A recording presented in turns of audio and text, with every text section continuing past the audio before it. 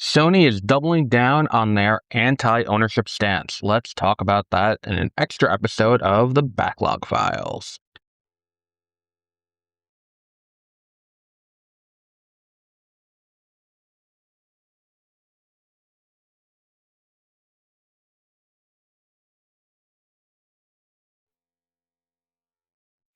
Good morning and welcome to the Backlog Files. I am Adam. What we're here to talk about today is Sony has now doubled down on one of their more controversial stances.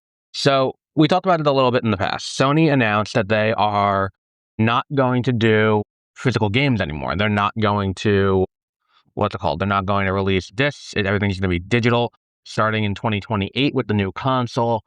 There's going to be no longer a disc drive for any console, and that's it. If you want to buy games, you got to buy them digitally. This was met with a lot of consternation online. And what ended up happening was we now have a concrete answer from Sony about this, because Sony has now commented after weeks and weeks of people debating and conversation and discourse. We now have a concrete answer as to what is going on here.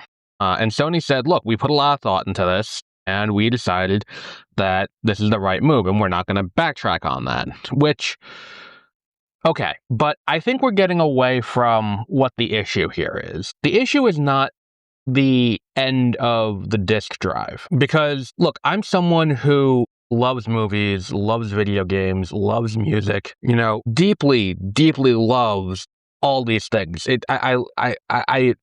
I love the mediums. I love the ability to engage with a story or engage with something that, on a narrative level or be able to play through.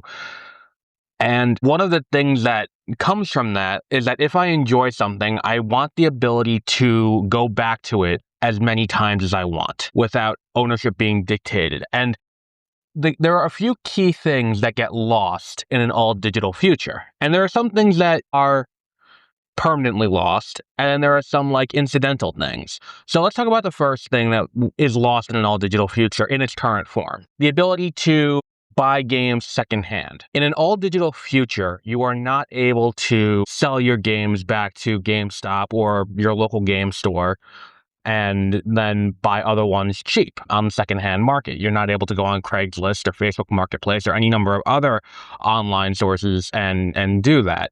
You're also not able to go out and, lend your friend a copy if they want to try out a game that you no, this is really good. And what that all does is it closes off the ability for people to spread the word about things and with a reduced barrier of entry. There are so many great franchises that I played that I wouldn't have played if it weren't for a used game with an interesting box art that I saw at GameStop over the years. I wouldn't have gone out and bought Boom Blocks at full retail, but for $4 used, yeah, I'll check that out and see what it is, and it's really fun. That is kind of a big difference from where we are now. The idea that look, you lose that ability to recoup your money and all of that, which is a bit of an issue, and that is one of the things that does harm here. There's also the fact that you will lose the ability of a retailer to showcase multiple games, not just the ones that are dictated by the company making it. So if Project Helix does ever come out, and I'm firmly on the fence that it will not, if Project Helix ever does come out, and the PlayStation 6 inevitably is going to come out, if these two things happen, I don't think that the stores are, as they are now, are very hard to navigate, and I think that's by design. You get the titles that are the ones they're pushing on top. If you go to the deals page of the PlayStation Store, you get the big titles they're pushing, which are going to be first-party titles, Sackboy or Gran Turismo or Spider-Man or, God of War. Whatever they're pushing this week is going to be front and center. Whoever pays them a licensing fee to get promoted access is going to be front and center. And then as you go through, everything's kind of sorted, kind of scattershot. I think it's based on who has bought things most recently, what are the most recent things, and a lot of that is microtransactions. So the store is just kind of designed to push you away from them. And if you go to the general store, you're only going to get the titles that Sony's pushing. We see this already on Netflix. and Amazon Prime and Paramount Plus, where and Disney Plus, where the studios are owning their own productions and they're pushing the things that they're making at the, to the negativity. That's not the right word. To the whatever, you get what I mean. To the to the decline of the shows that are not owned by them, and the things that are not promoted by them, and that fundamentally becomes this kind of different situation where it's like now we have games that possibly, like, what's it called? Possibly, what's we're looking for here? Like that the games have possibly. I'm very tired today. I forgot. I completely blanked on my train of thought where I was going with that. I apologize. But the idea that, like, these digital storefronts are going to curate and go with the ones that they want to show you is going to eliminate indie competition. It's anti-competitive, especially considering that, like, if you have a PlayStation, there's no rival store on there. If you have a Switch, there is no second store on the Switch, so you're just kind of stuck there. And there have been, like, again, a similar thing where it's like when I was a kid, before I was picking my own things, my parents bought a fuck ton of VHS tapes and they were on a shelf. And then you go through the shelf, you're like, hey, this one's box looks kind of interesting. Let's do this. Without that, it's just whatever's on the console. And it's harder to see what's there. It's intentionally obfuscating what's there for you to play. So you go back to the same ones over and over again. And I think that Sony could have alleviated a lot of these issues very simply. And let's talk about the ownership problem. Because on top of not being able to sell it and not being able to share it, and the fact that it allows the first party studio to curate what you're being sold. There's also the issue that you're not buying the game. You're paying functionally the same price that the game has always been, with the exception of Nintendo. You're paying $10 less for a license to play the game. We've seen this happen.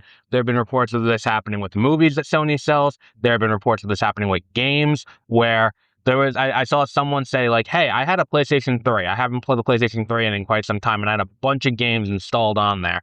I went to play them, but because the PlayStation 3 is the shop is shut down, all those games can't be played anymore.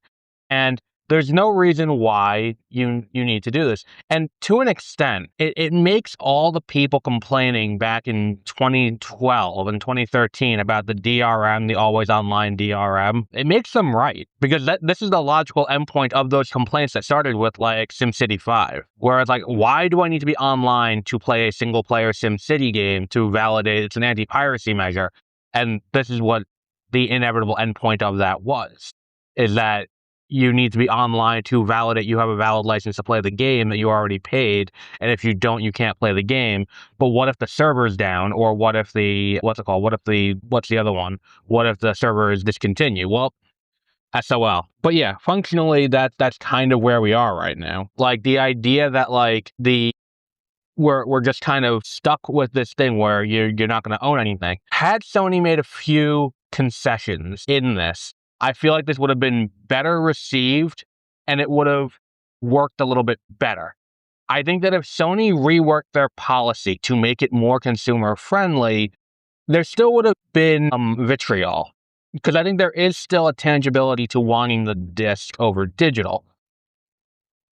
Look, I collect movies, I collect video games, I have a huge collection of both. If I could have it all digital and physically own the digital copy, I would love that. I would love nothing more than to be able to play a game digitally and know that I own that game forever. In the way that, like, if you download a ROM of, like, Pokemon Ruby, like, until you delete it, that's yours.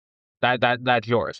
And I think that that's the solution that they really should have done here, is that it's like, look, we're establishing a marketplace to buy and sell your used games, kind of like the Steam marketplace of trading cards, but we're going to establish that where it's like you can buy and sell your games digitally through here, and we'll let the market dictate, what it is.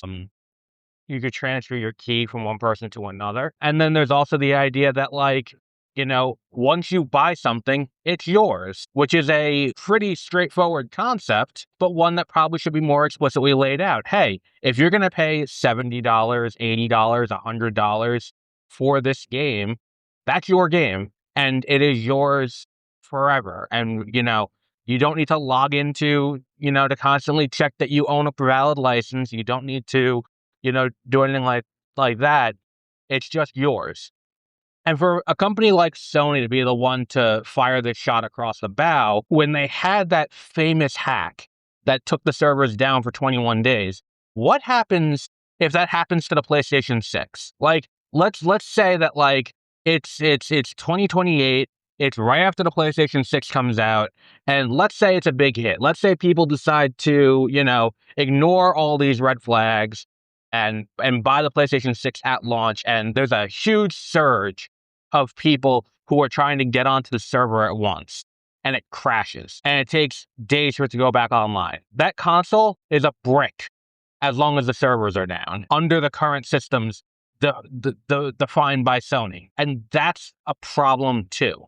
You need to lay out how this works differently and how players are going to have access to their things. Like, you cannot have, oh, well, there's going to be a planned maintenance period and you guys won't be able to use the console for a while, because that's not a problem that's ever existed in the past. Yeah, there were times where there was planned maintenance and you couldn't play the online portions of games, but if you own the game, you should just be able to play the game.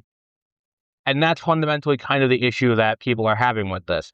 And I feel like if we lived in a world where they made concessions that said digital ownership is the same as physical ownership, I feel like we wouldn't have had the same consternation. But it is the fact that, like, Sony has shown over and over again that they do not take good enough care of the consumer on that end of the transaction, that it does not make sense for a consumer to spend that money. If you are going to spend that kind of money picking up picking up a console and picking up a game, where by the time this comes out, we could be looking at $750 to $1,000 for a PlayStation 5, and then you're paying $70, $80 a game for a digital copy.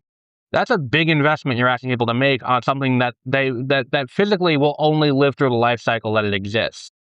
Meanwhile, every other console previously that I've ever bought ever in my life still works. Like, if I want to go and play a PlayStation game, my PlayStation 1 is still in working condition. My PlayStation 2 is still in working condition. Like, every console I've ever owned, because I take good care of my stuff, is still in working condition. The idea that, like, they're going to be, okay, well, this one only exists for the life cycle of the console, that's a problem. And it is the next step of planned obsolescence, or obsolescence, as it's usually pronounced. The idea that, like, yeah, you're going to need to buy a new one because this is not going to be supported. And when that's not supported anymore, you can't play your games anymore. There's also the element of, well, backward compatibility can be a thing of the past now. And this has happened with Sony. We've seen this happen with Sony.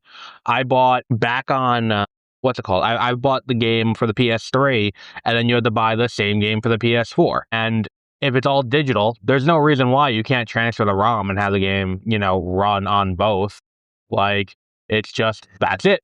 You gotta rebuy. And if you don't like it, tough shit. Because that's the thing, is that it's like, if you want to rebuy it, like, let's say The Last of Us Part 3, for shits and giggles, comes out on the PlayStation 6. Let's say that happens. It's, I don't know, an early game in the life cycle of the PlayStation 6. And so it's like 2028, 2029. If you play it then, and you want to play The Last of Us Part 1, Part 2, you got to rebuy them, because they're on PlayStation 5, but if you bought a disc, tough. You can't put it onto the PlayStation 6. You got to buy a digital code. And there's nothing stopping Sony from being like, yeah, it's just not compatible. You got to buy a different version. Or you got to pay 10 or 20 bucks to play this here. And that's kind of the issue here. Everything about the last 2 years has felt kind of like we are in this weird period of world history where it's kind of like you're watching an Ocean's 11 movie or any heist movie, and the plan's going so well, and they're extracting as much as they can from the heist. They're breaking into the museum, they're stealing all they can, and then someone trips an alarm. And everyone knows that they're there and they have to get out. So rather than being careful and doing everything that they can to avoid detection, they're like, fuck it, we're made, let's grab what we can and get out. And it becomes a smash and grab. And that's what this feels like for many industries. And Sony is just one of the pieces of that puzzle. And I think that if Sony wants to go all digital, that's their prerogative. It is also my prerogative to not buy a PlayStation 6. it is also my prerogative to say this is anti-consumer. And what you're doing is creating something where people will not be happy with the final product, and maybe they buy the PlayStation 6, but they won't buy the 7. And that's what this is inevitably building toward. It's inevitably building towards you, the consumer, not owning a game ever again, and them not needing to pay for you to own a game ever again. Like, it's gonna get to a point where they can just keep recycling the same franchises over and over and over again. And I'm a little scared of what this does for the indie space on consoles. But we'll wrap up that for today. Not sure what game we're going to do next week yet, but we'll do that next Tuesday. And until then, have a great rest of your week. Before you go, I also write fiction. My newest novel, Succession Planning, is out on August 28th, available both in paperback and an ebook. It follows a journalism grad stuck managing a store while the owners wage a quiet war over who takes over the business. It's about ambition, inertia, and taking the easiest choice. The link is in the description. That's Succession Planning, out on August 28th.